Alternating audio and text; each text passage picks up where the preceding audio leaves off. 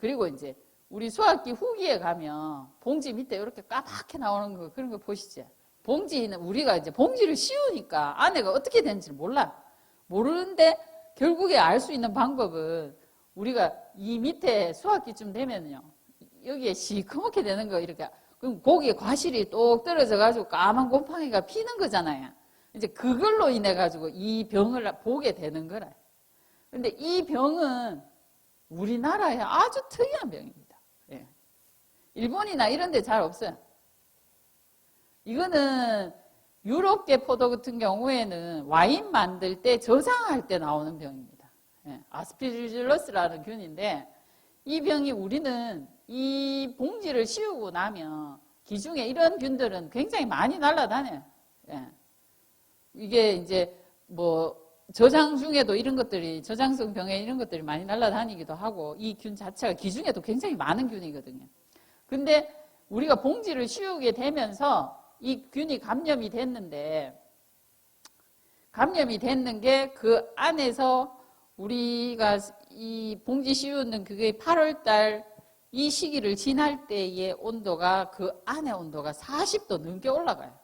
봉지 안의 온도가 우리가 조사를 해보니 40도 넘게 올라갈 때 이 균은 굉장히 활성이 좋아요. 한 35도 이상 되면 이 균이 감염력이 굉장히 하거든요. 그러면서 우리나라는 봉지를 씌우니까 그 고온기를 지나면서 이 균이 이 봉지 안에서 막 피해를 주기 시작을 했는 거예요.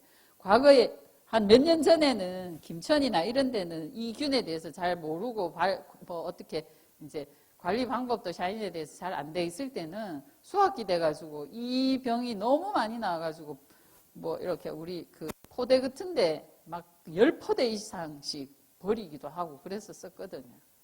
그래서 이제 이제 이게 이런 30에서 35도가 생육인데 이게 이제 우리가 병원성 검정을 해봤는데 언제 제일 많이 썩는가 봤더니 한 34도까지도 한두 개 정도 썩는데 36도 이상 되면 그냥 완전히 폭삭 물러앉아요.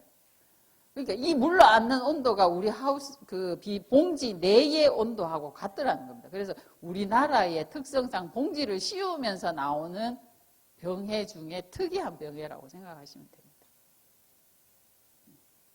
그리고 요거는 여기도 보면은 고온기에 8월 달에 지금 다 35에서 40도 이렇게 넘어가잖아요. 이 시기에 완전히 많이 무르게 되는 병인 것 같습니다.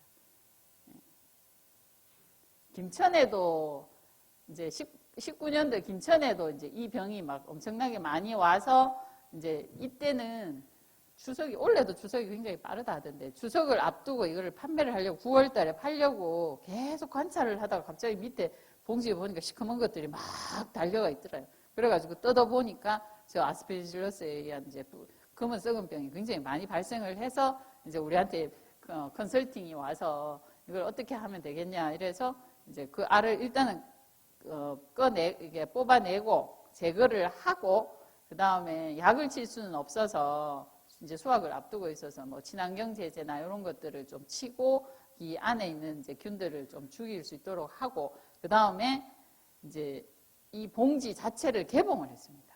그러니까 밑에를 개봉을 해서 공기가 잘 유통이 될 수 있도록 온도가 제대로 안 올라가고 유통이 될 수 있도록 해서 건조를 시켜서 그래가지고 수확기까지 최소한 이제 수확을 할 수 있도록 만들어낸 경우가 있거든요. 그래서 이제 이런 우리나라에만 특이하게 나오는 병도 있습니다. 근데 이제 이 균이 이런 병들은 새로 신규로 나오는 병이라서 뭐 약제가 등록돼 있고 그렇지는 않습니다.